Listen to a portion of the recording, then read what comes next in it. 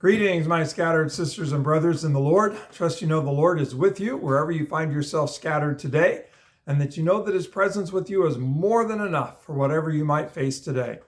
We are continuing on in 1 John chapter 2, and our focus today is going to be verse 6.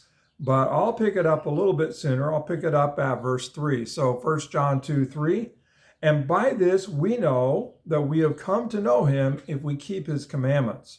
Whoever says, I know him, but does not keep his commandments is a liar, and the truth is not in him. But whoever keeps his word, in him truly the love of God is perfected. By this we know that we are in him. Whoever says he abides in him ought to walk in the same way in which he walked. Listen to that last part again. By this we know that we are in him. Whoever says he abides in him ought to walk in the same way in which he walked. So thinking about, okay, how did Jesus walk? And, I know we can think, did he take big steps? Did he take small steps? Did he swing his arms a lot? Did he have good posture when he walked? Was he a fast walker? Did he walk with a limp ever? So I know we could think, okay, how did he walk? And we could try to imitate his walk, in that way.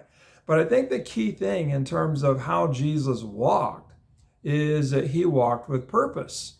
And the purpose that he walked with was to live in obedience to the Father. We learn in the Gospel of John that Jesus didn't do anything on his own. He did everything in accordance with the Father. And so as Jesus walked, he kept in step with the Father. And he didn't walk off on his own. He didn't leave the Father. He didn't go independent of the Father. He was one with the Father, and that oneness was a oneness where the Father was in the lead. So it wasn't like the Father had to try to keep up with Jesus.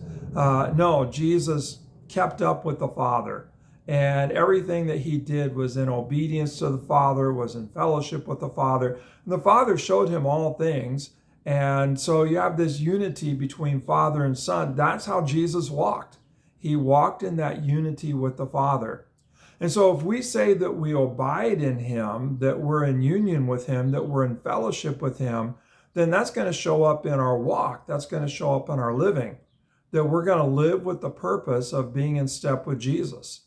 And so we know that we abide in him by our walk. Whoever abides in him, going to walk as Jesus walked, going to keep in step with Jesus. And that means instead of going off on our own, that we're going to be walking with him as he walks with the Father. And our focus is going to be on living in tune, keeping in step with Jesus. Just thinking about it a little bit more, let's go back to verse 2, or chapter 2, verse 1. My little children, I'm writing these things to you so that you may not sin. But if anyone does sin, we have an advocate with the Father, Jesus Christ the righteous.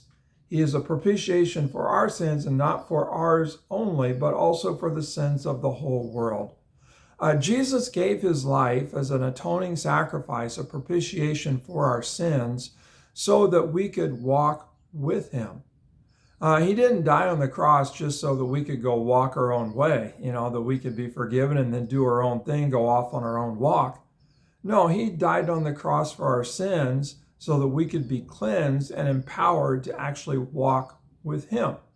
We could walk in the light, that we could walk in his love, that we could walk in fellowship with him. And so, I think it's pretty significant, our walk. Are we kind of walking on our own, or are we walking with him? And he died so that we could walk with him, not so that we could go off on our own. And so just listening to that last part, verse 6 again, or 5 and 6, by this we know that we are in him, that we're in fellowship with him, that we're walking in unity with him. Whoever says he abides in him ought to walk in the same way in which he walked. And how did he walk? Well, you could say he walked in love. That's true. You could say he walked in freedom. That's true. You could say he walked in confidence. That's true. But all of that arises from his relationship with the Father. He was in union with the Father, kept in step with the Father. He abided with the Father, remained in the Father. And that's the call for us, that we would remain in him, that we would abide in him, and it will show up in our walk, that we walk as he walked, in that unity, in that union of the Father and the Son. We don't go off on our own. We don't do our own things. We walk with him. God bless. Have a great day. Have a good walk in him.